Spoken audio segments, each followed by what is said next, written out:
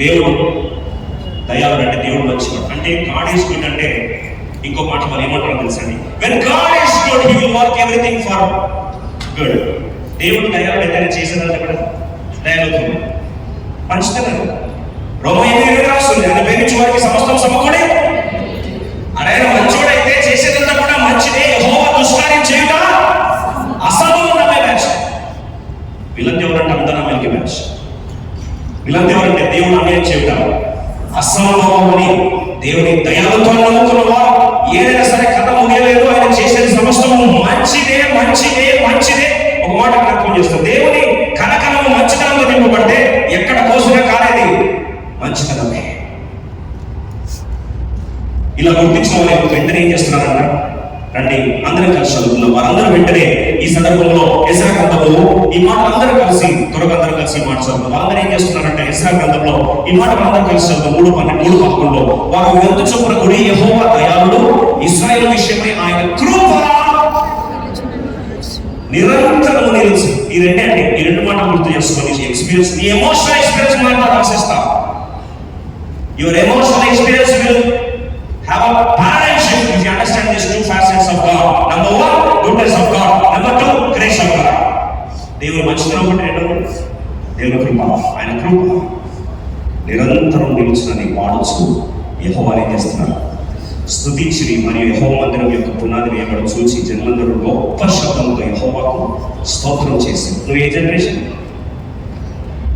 స్తోత్రం చేసి గొప్ప శబ్దంతో కనపరిచే జనరేషనా, లేదా అయ్యో నాయన అలా నడే బాగుండే అని ఏడ్చుకుంటే బ్యాచ్?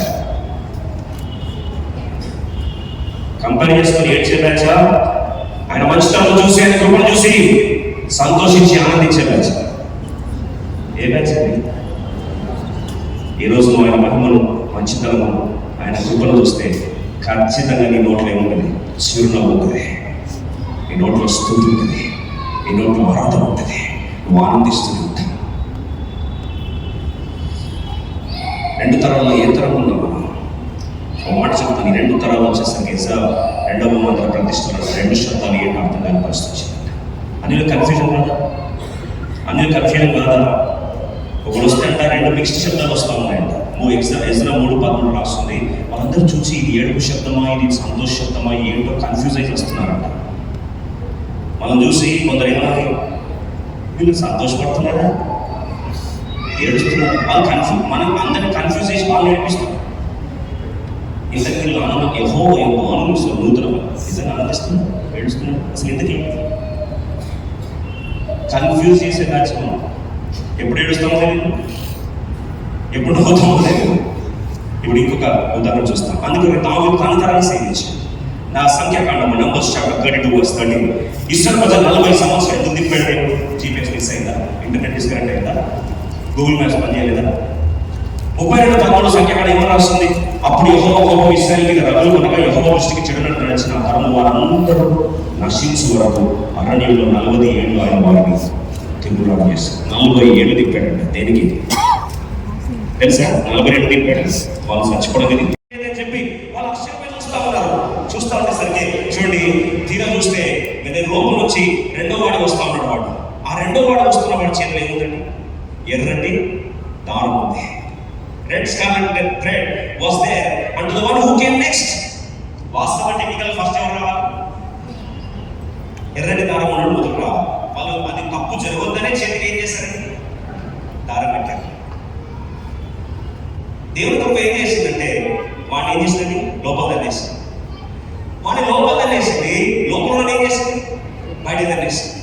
ఇప్పుడు ఆ బయటకు వచ్చినోడు మొదటిగా బయటకు వచ్చిన పేరు పెరేజ్. ఏం పేరండి? ఎడి చెప్తారా? పెరేజ్. వాస్తవ టెక్నికల్ ఫస్ట్ ఉండాల్సిన లాస్ట్ అయినా కదా, వాని పేరు ఏంటి? జెరాహు. ఏంటండి? జెరాహు. అయితే కథ కట్ చేస్తే వాస్తవంగా ఆర్డర్ ప్రకారం, ధర్మశాస్త్ర ప్రకారం, లా ప్రకారం ఫస్ట్ ఎవరు రావాలి? జెరాహు రావాలి.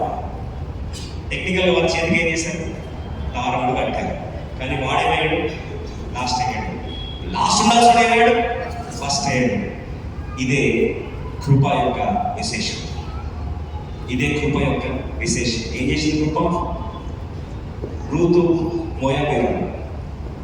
10 తరాల శాపం అని చాలా స్పష్టంగా 23 అధ్యాయ సంఖ్యాకాండ రాస్తుంది. ద్వితీయోపదేశం వస్తారు 23 10 తరాల శాపము వారిని వెంటాడుతూ ఉంటే, ఎప్పుడైతే ఆ రూతు మోయాబు దేశంలో నుండి విడిచిపెట్టి బెత్లెహేములోకి వచ్చిందో 10 తరాల శాపాన్ని దేవుడు 1000 తరాల ఆశీర్వాదంగా చేసుకునే తరుణంలో ఇప్పుడు రూత్కి బోయస్కి పెళ్లి జరుగుతా ఉంది. బాగా పెళ్లి జరుగుతున్న సందర్భంలో పెళ్లికి ఆశీర్వాదాలు ఏమి ఇస్తామన్నా? ఇప్పుడు పెళ్లికి పోలేదా? ఏం చెప్తారండి ఆశీర్వాదం అంటే? విషెస్ ఏం చెప్తారు? Happy married life, happy birthday. ఇదేంటంటే పెళ్లి చేసుకున్న తర్వాత ఇంట్లో ఇట్లా అయిపోయారండి. పెళ్లికి వెళ్తే మీరు ఏమో విషెస్ చెప్తారు? పెళ్లి చేసుకున్నారు హ్యాపీ మ్యారీడ్ లైఫ్ కదా, ప్రాస్పరస్ మ్యారీడ్ లైఫ్ చెప్తారు. అయితే బెత్లెహేములో వాళ్ళందరూ కూడా కొత్త వింతైన వెడ్డింగ్స్ ఇచ్చారు. 4 weeks రెగ్యులర్ ఉంటే గవర్నమెంట్ కార్డ్స్ కూడా ఉచితంగా ఇస్తారు. లైఫ్ టెంపుల్ ప్రతి ఆత్మీయంకరం జన్మ నుండి మరణ వరకు లైఫ్ టెంపుల్ భరిస్తుంది. కనుక సమృద్ధి జీవితంలో మీరు ఎదగాలని మీకు ఆశించినట్లయితే మెంబర్షిప్ అవైల్ చేసుకోవాల్సిన మనం చేస్తున్నాం. ఏదైనా ఎమర్జెన్సీ జస్ట్ క్లిక్ అవ్వండి. గవర్నమెంట్ మెంబర్స్కి ఆఫీషియల్ నెంబర్ సేవ్ చేసుకోండి. 9090904252 ఆఫీస్ కానీ ప్రేయర్ అపార్ట్మెంట్స్ కానీ అలాగే మెడికల్ లీవ్ కానీ లేదా ఫ్యూనరల్ సర్వీసెస్ ఏదైనా సరే. అలాగే ఇంకో ప్రకటన గమనించండి, దయచేసి గమనించండి. మనకి ఏదైనా ప్రతి ఆదివారం 3 సర్వీసెస్ ప్రాముఖ్యత ప్రకటన ఇంకోటి ఉంది, దయచేసి గమనించండి. ఈ సందర్భంలో ఎవరైతే ఈ యొక్క